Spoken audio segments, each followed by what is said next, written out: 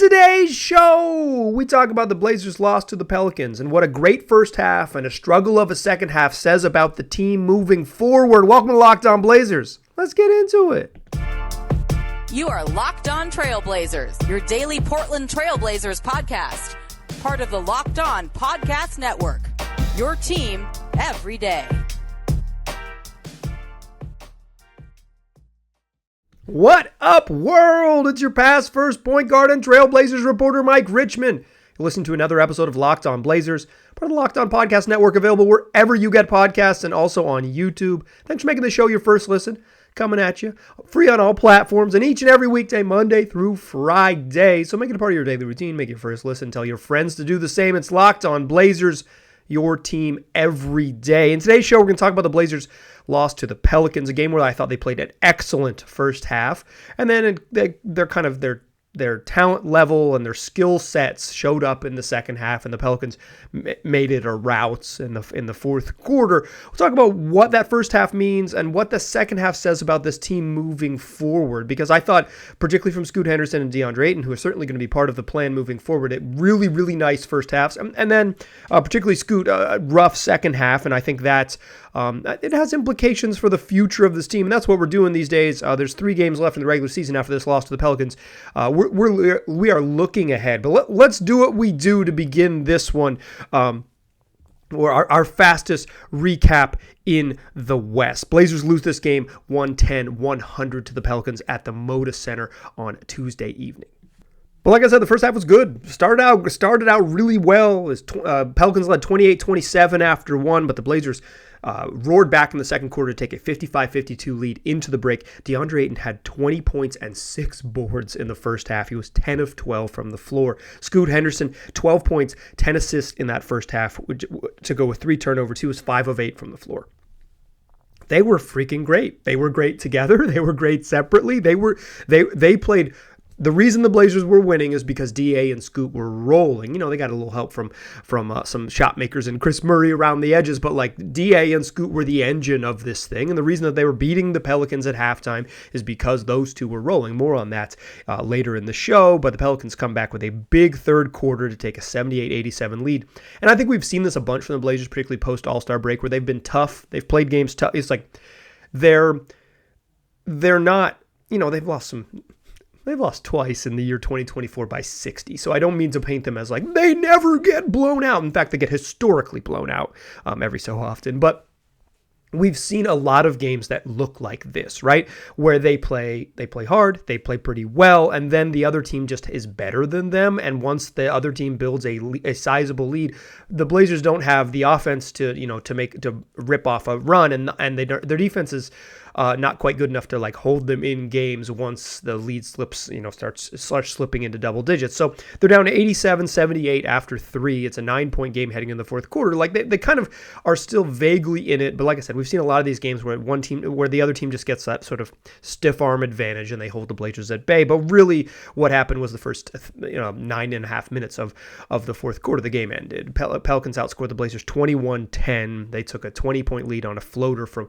CJ McCollum with 2:28 left. Both teams, Blazers called timeout. Both teams empty their bench, and we get garbage time. And the Blazers outscored the Pels by 10 from there to make it a 110-100 game. That's your fastest recap in the West. After that big first half, DeAndre Ayton didn't have a bad second half, but he had a quieter one, finishing with 30 points and 13 rebounds on 15 of 22 shooting. Scoot Henderson, 19 points and a career-high 15 assists, but he did turn the ball over 8 times, most of those coming in the second half, and he really struggled in the fourth quarter. Chris Murray had 14 and hit 4 three-pointers. Really nice to see him knock down some jumpers. 12 off the bench for Delano Banton and 12 off the bench for Duop Reith as well. Justin Minaya, Ryan Rupert, Jabari Walker get themselves in the box score. On the other side, Trey Murphy, 31 and hit 5 threes for the Pels. Blazers did a pretty good job on Zion Williamson, all things considered. He is someone who just has incredible touch and only takes shots in the paint. If you look at his shot chart from the year. It's really incredible. He just does what he does, shoots in the lane and finishes, and the Blazers held him to 7 of 18 shooting and just 22 points. And holding Zion to 22 and 7 maybe doesn't sound like a good night, but I thought they were pretty good on him. CJ McCollum, on the other hand, welcome back to the friendly confines. He had 29. Pels don't get much help off the bench. They get just 10 points off the bench compared to 27 for the Blazers. I think that's a really why Portland stayed in the game, is because the Larry Nance and Jose Alvarado and Dyson Daniels, they just didn't do much in their time off the bench. But you get big games in the Pelicans cruise. I think this was the best first half Scoot has played all year. Some of this is recency bias. I'm like, I'm watching this game and taking notes or whatever, and I'm like, he's been really good. I think I could probably rack my brain for other good games that he's played, but I think in terms of feel and rhythm and decision making, of pass shoot decision making, what shots to take, when to take them, I think, and controlling the pace, I thought he pushed the pace a lot better in the first half than he did in the second half. It helped that the Pelicans scored like 35 points in the third quarter. Hard to run when you're giving up buckets nearly every time down the floor. But I thought Scoot was excellent in the first half. He had 2 lobs early in the game to DA. One that DA dunked hard with 2 hands. Another one just on, he rolled and Scoot just found him. He had a lob to Duop Reith when he pushed it in transition. He really had a good rhythm going, and he was really, like I said, I think this was the best half that Scoot has played, and DA was excellent, right? DA was excellent. He has 20 points. He has 6 boards. He's 10 of 12 from the floor. He's operating, doing what he does. I think, and what I want to talk about in the second segment, I think this is sort of telling for where they're at as a team, is like, what they did well in the first half is because they could lean on their strengths. And when the Pelicans kind of took some stuff away and they had to lean on what they don't do, try to do some things like, that are against their sort of absolute best skills, both guys were worse. And the Blazers are really reliant right now on DA and Scoot particularly DA to be like really good. And then they need to get some ancillary shooting from other places. And they probably need Delano Banton to score like 24 to win games. And he just had a normal 12 off the bench. So what I want to talk about is what went right in that first half and why I think it went right and what they do well. And then we'll transition to sort of the second half struggles, because the Blazers weren't nearly as good after halftime. Some of that is the Pelicans, but some of that is kind of who the Blazers are. And I want to talk about sort of who they are in light of what they need to become moving forward. Obviously, it's many, many steps, but what we're doing is looking forward right now. So let's talk about what went right and what went wrong in the second segment. Join me there, won't ya? First, though, let's talk about buying last-minute tickets. There's no better place to do it than the Game Time app. In fact, they have up to 60% off when you're buying last-minute sporting tickets. Like, you're talking like 30 minutes before tip-off. So the Blazers play 2 more home games the rest of this season. They play Thursday against the Warriors and then Friday against the Rockets. You were listening to Wednesday, April 10th show. It's coming out a little later than normal because life gets in the way. But if you're Thursday, maybe still haven't decided. It's getting right up close to tip-off time. Friday is like, this is the last chance we're going to see them until the fall. Should I go see them? And you really procrastinate, and it gets into the evening, and you don't know if you want to go. Game Time is the place for you because they have those great last-minute deals. They're the place for buying last-minute tickets. It's exactly the way the whole app is set up. They prioritize you, the procrastinator. Plus, what I really like about them is that they got all-in pricing. So what you see is what you get. You pull it up on your phone, you search Trailblazers, you click on the little picture of the Moda Center, you look around the seats they're labeled right there in the arena on the app.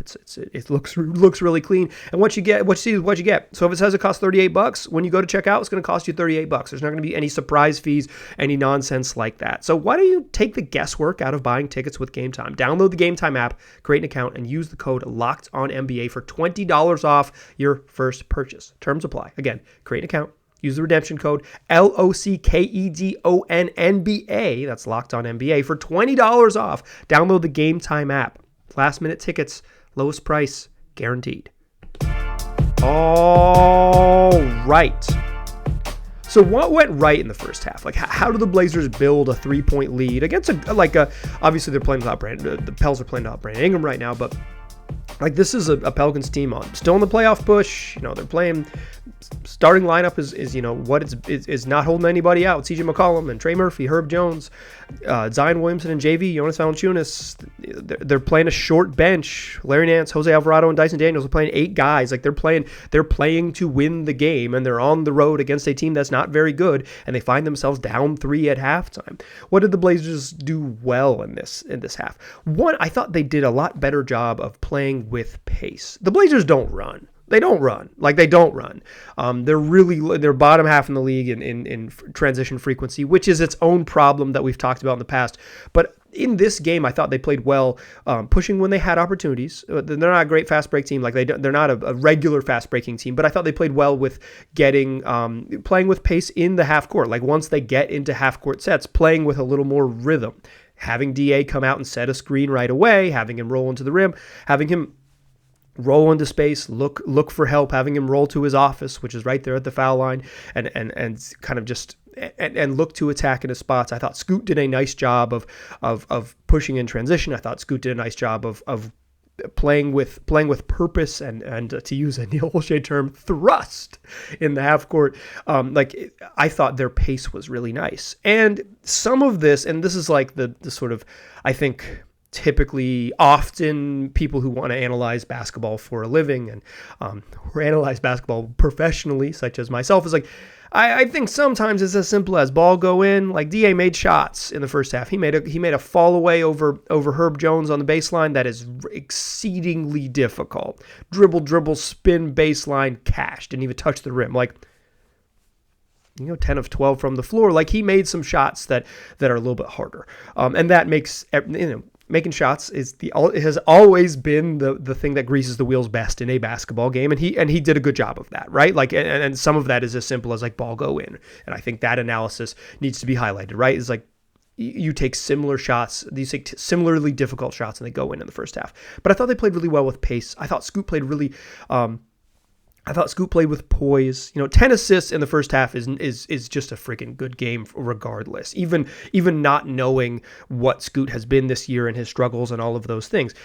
10 assists against 3 turnovers in 21 first half minutes. He goes 5 of 8 from the floor, so he's making shots. And I think a really key part of what's going to allow Scoot to be good in the future is that making shots matters. Because if he is effective and aggressive on offense, and he made jumpers in this game too, that's a big thing. It's like, if he has to be accounted for coming off screens and getting into his shots, particularly if he's going to make shots off the dribble, like, I don't think he has to be a bomber from 3, but Scoot absolutely has to be able to have some sort of pull-up game, whether that's floaters or pull-up mid-range jumpers or what have you. Like, he has to have an in-between game because of the ways that teams are going to guard him. They're going to dare him to take pull-up jumpers, and he has to make them pay taking pull-up jumpers. You can't be a playmaker if everyone knows that you only look to pass. This is the sort of the Ricky Rubio challenge. Is like, you have to have some sort of aggression on offense or your gifts, and Scoot has gifts. Like, I think even in that Celtics game where the Blazers lost on Sunday, I thought he had a really nice playmaking game. And I thought in the first half, a really nice playmaking first half, in part because he was getting into his offense, right? And the Blazers, it's like, I'm focusing on 2 guys because I think they're the most sort of important part of this. But Chris Murray hit 2 threes in the half. That really helps. Justin Minaya came in and hit a 3. Duop Reith hit a 3 off an assist from Scoot. Like, the Blazers making threes, and they hit 7 of 19 in the first half as a team from 3. The Blazers making threes helps grease the wheels, and it allows Scoot to play with pace, and allows Scoot to make decisions, and allows the way that the Pelicans want to defend. It kind of challenges and pokes holes, and they play a lot of zone. And when they went small, and they did this a bunch in the second half, when they went small, it allows them to switch, and then you gotta make plays. So what worked in the first half is, one, DA was just cooking. He was making jumpers, but they played well with pace in the half court. They pushed a little bit more than they do sometimes in transition, and Scoot made jumpers, and that's imminently crucial. Those are all of the things that worked, and like sort of why they work and how it worked that allows the Blazers to sort of get into what they do. Then you get into the second half, and what went wrong matters as well. And I think that's the big thing for me moving forward is that, like, I'm watching this team and I'm saying, this is great. They played really well. This is a great first half. You knew the Pelicans are going to play a little better, and you knew the Pelicans are going to try some different things. And what they mostly did is they played more zone and they played a little less Jonas Valanciunas. Jonas played the first 9.5 minutes of the third quarter, but he didn't really play in the fourth quarter. He played just 2 minutes. And most of that is with Larry Nance at center and the Pelicans going to either zone defense or switching everything. And switching 1 through 5 and playing the way they do dares you to be, this is like the D'Antoni Rockets when they played super small. They said, we're going to turn this into a playground game. We're going to switch absolutely everything. And if you can beat us one-on-one, if you can pick the matchup you want and win one-on-one, so be it. The Pelicans didn't really double team DeAndre Ayton. They didn't really, almost no one sends 2 to Scoot Henderson, but they did freely switch that pick and roll, particularly in the fourth quarter, more so than they had in the first half, and that willingness to dare the Blazers to say, I bet you can't beat us. It won out. The zone and the switching won out. And this brings up a couple things for like sort of what the Blazers need moving forward. I talked about this in an episode earlier this week about maximizing DeAndre Ayton. Is like what DeAndre Ayton does, he does really well. But that his sort of his lane that he excels in is narrow, but he's excellent at it. It's just when you ask him to do other things or when he is forced out of that comfort zone, he just isn't a very effective player. In his comfort zone, like he's as good of a mid-range jump shooter as there is in the NBA. Outside of his comfort zone, he's not great. And because of his shot diet, in the second half, DeAndre Ayton he finished with 10 points and 7 boards in the second half. 10 and 7 is a good half. Like I'm not trying to say he was bad after halftime, but because of his shot diet, like he did shoot a trail 3, which I like. Keep him shooting it. He bricked badly. DA needs to get in the lab and like extend his range a little bit. But I like that he shot the trail 3 in transition. It was like with 14 on the shot clock too. He got a pass from Delano Banton coming down in transition, took a top of the key 3 and bricked it heavily in the second half. Scoot had maybe my favorite. He had a couple lobs in the first half, but maybe my favorite pass in the second half was off the dribble pass inside to a cutting Jabari Walker, just a dime. But both those guys struggled in the second half, and they struggled in the second half in part because the Pelicans kind of committed to slight defensive changes. More zone, and the zone allows them to not maybe straight up double team DeAndre Ayton, but show DA a crowd.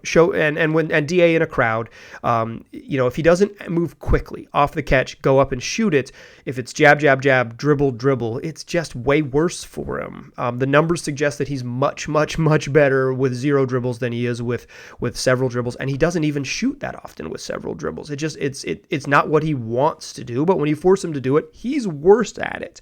And the switching dared Scoot to beat matchups. And Scoot right now can't do that. I think what I thought Scoot was going to be in this league was someone who lived in the paint. And maybe he wasn't hyper efficient in year 1, and maybe he wasn't much of a shooter in year 1, but I thought he was going to have no problem beating his guy off the dribble, getting into the paint, creating an advantage by getting into the paint, and then using his skills as a natural passer to kind of open stuff up. Well, he wasn't really capable of doing that in the second half. And then when the Pelicans sat in the zone and they didn't switch, the Blazers just didn't, they shot pretty darn well in the first half. They shot a little bit worse in the second half. They basically made one less 3. But a lot of that was late when the game was kind of out of control. Scoot struggled. 2 of 10 and 0 of 5 from 3, 5 3-pointers. The switching baited him into taking long jump shots because they're giving him that space, and they're letting him dance, let him command. DA sets the screen. They switch it. They're not worried about it. They say, okay, fine. You want Dyson Daniels? Fine, shoot it. You even you want CJ McCollum? Fine, shoot it. And they baited Scoot into shooting over the switch, or shooting over the top of a one-on-one matchup in the switch. When they played the zone, it crowded DA a little bit in the paint, and he's not as effective. Like 5 of 10 from the field is not bad, but DeAndre Ayton's shot diet is such that he needs to shoot like 60%, 55 plus for him to be a valuable shooter, because he's living off of mid-range jump shots. He doesn't shoot threes. He doesn't get free throws. He hyper efficient in the first half. he's better when you create for him and better when he has space. And because of the way the Pelicans play defense, he had to create on his own, and he had less space. And the Blazers don't have the shooting to really bomb their way out of it. Like they didn't shoot terribly in the second half, 32%. They made, like I said, it's basically one less three than they made in the first half when they shot 7 of 19. They shot 6 of 19 in the second half. But you got to shoot your way out of the zone, right? Like you probably had to shoot better than that to shoot your way out of the zone, because the Pelicans just sat in it and they said, we're not super worried. Like we're going to win this game because we're not super worried. This wasn't a bad shooting night. This was just a normal kind of, the Blazers don't have a ton of shooters that scare the Pelicans, and they were, and they won the gamble. I think the Blazers probably had to make 2 to 3 more 3-pointers in that early fourth quarter to kind of get them out of what they wanted to do. And I talked, like in that Maximizing DeAndre Ayton episode, to reference me from earlier in the week, I talked about the Blazers need more playmaking and they need more shooting because they need to give him more space and they need more guys who can set him up. And they just didn't have that in this game. They just didn't have that. And I think that kind of, it gets to what this team needs. Because what the Pelicans did in the second half shows what the Blazers need to have moving as they continue to try to build into whatever is next. Let's talk about whatever is next and the skill sets that they're going to continue to need, and some of the folks on the bench that would maybe help, in street clothes, that would help loosen this up a little bit. That's what we'll talk about in the third segment to close the program. Join me there, won't you? First, I want to tell you that this next segment is brought to you by BetterHelp. If you're dealing with an acute traumatic event, a big traumatic event in your life, talking to a therapist is immensely valuable, because you are experiencing a major life event that you could use a impartial third party to hear your thoughts on and have you develop the tools to work past or through or with the event that you're dealing with. But therapy can also be super valuable. It's just routine maintenance for your brain and body. I mean, you think about, you take your car in at 25,000, 50,000, 75,000 miles because you want it to run smoothly. Well, talking to a therapist in regular increments, as weekly or whatever it might be, can help you run smoothly as well, because they're going to help you develop the tools to be the best version of yourself, or to continue working towards being the best version of yourself. Therapy can be different for everyone. Most of us have issues, whether they're big or small, and it's important to get things off your chest every once in a while. So if you're thinking about starting therapy, give BetterHelp a try. It's entirely online. It's designed to be flexible and suited to your schedule. Visit BetterHelp.com/LockedOnNBA. They get 10% off your first month. That's BetterHelp, HELP.com/LockedOnNBA. Still a pass versus point guard. I'm still Mike Richmond. You are still listening to Locked On Blazers. I talked about what the Pelicans did to kind of change the game in the second half. Scoot Henderson finished with 7 points, 5 assists. He had 5 turnovers after halftime. He was 2 of 10 from the floor and 0 of 5 from 3. After maybe his best half of the season, he had a stinker second half, and some of that was because of what the Pelicans did differently, right? More switching, which kind of baited him into taking some of his bad habit type jump shots. More sitting in a zone, which crowded the driving lanes, crowded, the bread and butter jump shots from DeAndre Ayton, and generally made it tougher. And I think that's going to be a problem moving forward. The Blazers need more playmaking. They need more shooting. They need more options than just like, I hope DeAndre Ayton hits enough 18-footers to help us win, because that's what it's going to be. Ayton has been effective, but what he does and the way he wants to play and is capable of playing is not like an elite. He can't be the focal point of an elite offense. He probably can't even be the focal point of like a good offense. He can be part of a very, very good offense, but you need more around him. And I was struck watching this game about how much the Blazers miss some of the guys that are out right now. Obviously, like Malcolm Brogdon and Jeremy Grant and Anthony Simons are pretty clearly the Blazers' best individual offensive creators. Maybe they're 3 best offensive players, period, although DA has been better in the second half of the season. But like I said, he needs some help getting to what he does. But I think some of the ways in which the Pelicans defended this game could have been eased up just by guys who can score in isolation, right?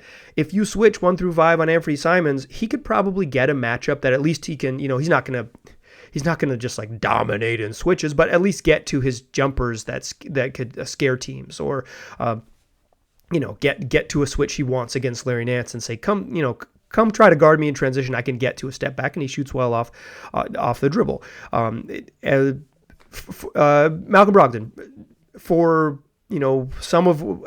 some of his probably best strengths are just like give him the ball and let him go to work. And against a team, particularly that's either sitting in a zone, Brogdon shot excellent as a catch and shoot shooter this year and was really good as, maybe his best version of himself isn't the catch and shoot shooting, but it's like the, hey, Malcolm, go get it type of throw it to him on the wing and let him get into what he wants to do. He's competent at sort of getting into his little touch shots in the floater area and getting himself to the rim. And, he's a competent enough playmaker off of those plays to be effective, right? And Jeremy Grant, for his faults, and I have said a million times in this podcast, I might as well repeat it here, is like, I don't really love the aesthetics of Jeremy Grant's game. I don't enjoy, he's not an aesthete, but what he is someone who can get shots in isolation. And that's kind of what the Blazers were missing against the Pelicans.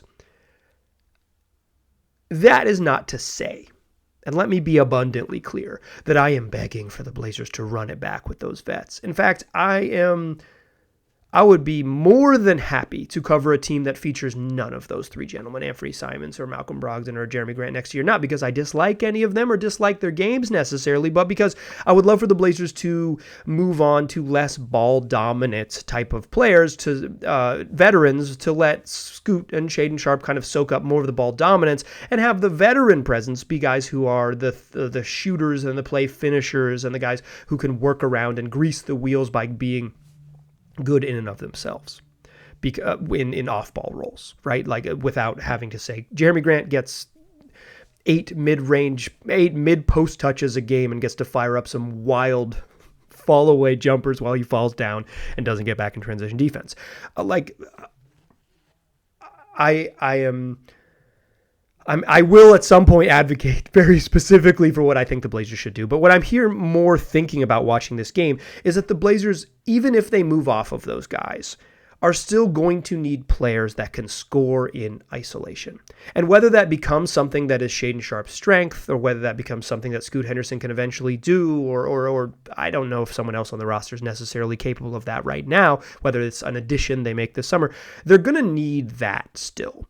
They need that skill set. As much as you want them to play fast and perfectly egalitarian and all of those things, what the Blazers are missing is a creator that can mash one-on-one matchups. It's like, for DA, for his strengths, if you switch a little guy onto him, he doesn't punish in the post against like smaller, like, you switch Herb Jones onto him, and Herb Jones is an excellent defensive player. He might make first team all defense, but like DA is just a lot bigger than him. And even that matchup, Dyson Daniels switched onto him a couple times and he scored on it a few times, but it's like, even that matchup isn't a obvious victory for the Blazers. And again, like Scoot switches, he doesn't win in those one-on-one matchups. The Blazers still need that, is someone who could create an advantage one-on-one. So when you do get a team that freely switches, or you do get a team that zones up, so there isn't man principles, but or isn't man-to-man, but it's man principles, so you can kind of say, okay, I'm going to stand over here and see if I can get the wing matchup I want.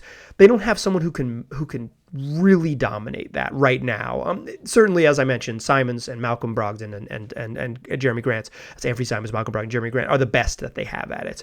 And I'm probably in favor of them not being on the roster next year, but they would miss those skill sets desperately. And I think this game showed it. The Blazers need shooting. They need more playmaking. And they still need, whether that's a development skill internally or an addition outside of that's on the roster, or just continuing to move forward with one of those vets, because chances are they won't trade all three, but some of them will be back in the fall. One, if not more, will be back in the fall. Heck, to hear Joe Cronin tell it, a lot of them might be back in the fall. My nightmare.